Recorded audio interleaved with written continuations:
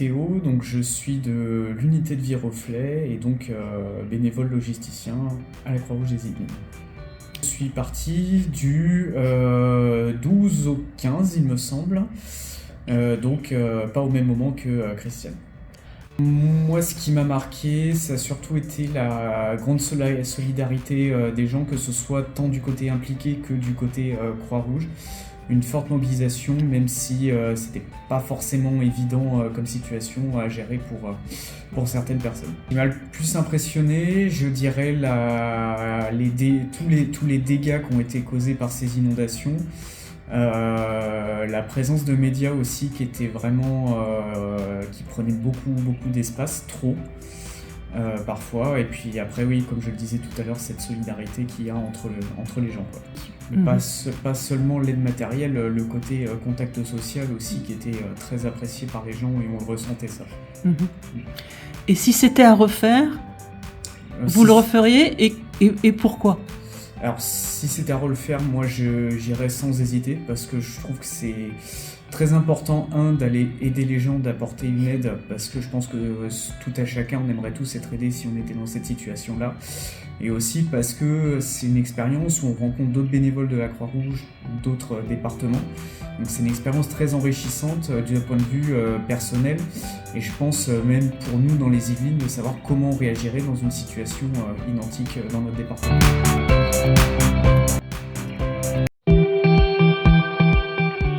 Je suis Christiane de l'unité locale de Saint-Quentin.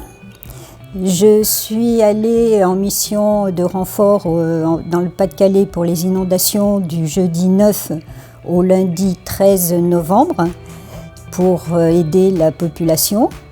Donc les 2 premiers jours, on était plus basés sur l'inondation puisque l'eau montait encore. Donc là, on a principalement été sur les centres d'hébergement, le CHU. Avec moi, il y avait Louis-Adrien de Saint-Germain. Donc les missions ont été réparties. Un duo homme est parti chercher les personnes à domicile pour les ramener au CHU. Et nous, au CHU, on était 2 et on a géré tout le rapatriement des gens avec le montage des lits picots, les tentes familiales qui manquaient un peu puisqu'il y avait énormément de monde. On a réceptionné des personnes en lit médicalisé. Donc là aussi, les tentes manquaient pour pouvoir isoler les personnes pour leur donner les soins. Il a fallu gérer le nombre d'impliqués puisqu'on est monté à plus de 100 personnes. Il a fallu gérer les animaux, les chiens qui aboient, les chats qui se sauvent dans le CHU. Donc là, c'était un petit peu compliqué, mais c'était le côté rigolo. Il a fallu aussi gérer la détresse des gens, qui pour certains avaient tout perdu. Donc voilà, c'était un petit peu compliqué ce CHU, mais voilà, les gens ont pu dormir un petit peu sur le matin. Voilà. Et les 2 autres jours, le samedi et le dimanche, on a plus fait, comme l'eau commençait à descendre, fait la mission coup de main, coup de cœur, CMCC.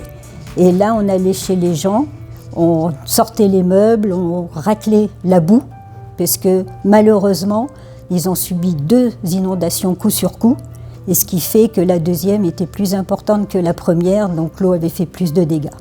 Et vous étiez logés où ? Alors, dans des CHU avec les impliqués, ou dans les gymnases.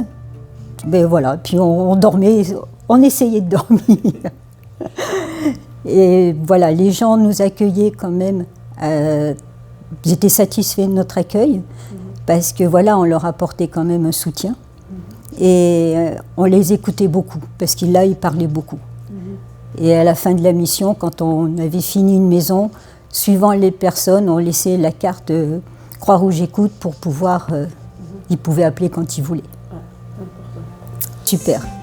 Super. Franchement. Qu'est-ce qu'elle t'a apporté cette... Beaucoup tout, parce que déjà mettre en application ce qu'on a appris avec les formations Croix-Rouge, qui sont très importantes, et puis voilà, le regard des gens qui sont un peu apaisés, et puis voilà, quand on nettoie une maison, on voit le résultat. Là au moins, c'est sale, mais on voit le carrelage après. Bon, et alors si demain ça recommence, qu'est-ce que tu fais? Eh ben, je repars.